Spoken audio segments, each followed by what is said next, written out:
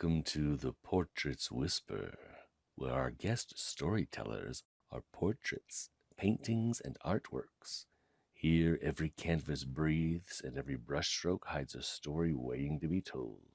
Tonight's whisper is from our guest, Man and Woman Contemplating the Moon, an oil on canvas, the 1824 creation of German artist Caspar Friedrich, exemplifying the romantic style of the era, calling into focus a spiritual contemplation of the transience of life.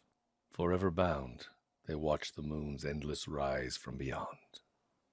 It is I, the canvas, who holds them now. For 2 centuries I have held this moment, this silence. You see me as oil and pigment, a rectangle of captured time. But I am the vessel of a memory that breathes with the dust in the autumn air. I am their world and their prison. Look closely. See the gnarled, half-dead oak that frames them, its branches reaching like skeletal fingers towards a sky the color of old bruises. The air you cannot feel is sharp, smelling of damp earth and the sweet decay of fallen leaves that rustle with no wind. This is not the vibrant, colorful autumn of harvest and warmth. This is the season's final weary sigh before the frost claims everything. The 2 figures, you call them man and the woman. To me, they are simply Eleonora and Caspar. They lean against a great stone, their backs to you, forever gazing at that pale, sickly moon hanging in the twilight. You think they are contemplating its beauty, its silent journey across the heavens. A lovely thought, but untrue. They are not watching the moon. They are waiting for it to fall. They have been waiting since the autumn they died. It was a night much like this one, beneath the very same crooked oak.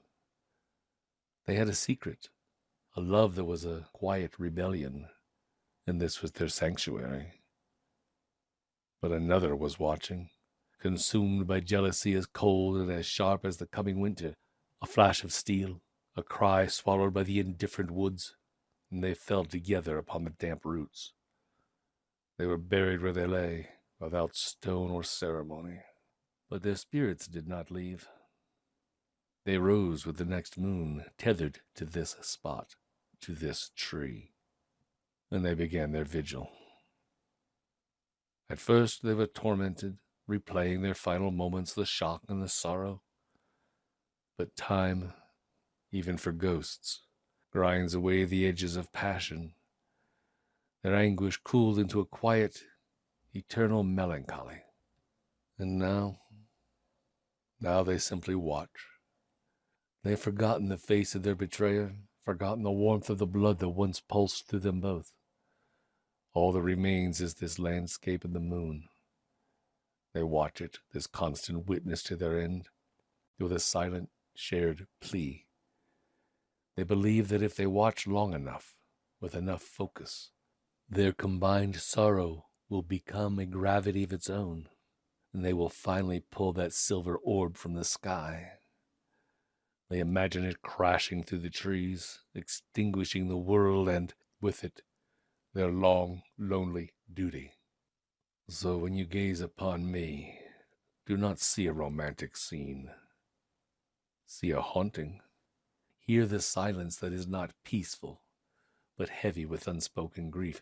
Feel the chill that is not just the autumn air, but the cold that seeps from 2 souls who have been standing in the twilight for 200 years, waiting for an end that will never come. I hold them for you to see, but it is the cold, silent moon that truly holds them captive.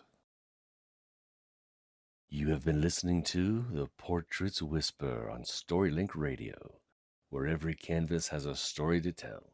Be sure to subscribe and listen for our next guest, for the gallery never sleeps, and another canvas is already waiting to whisper.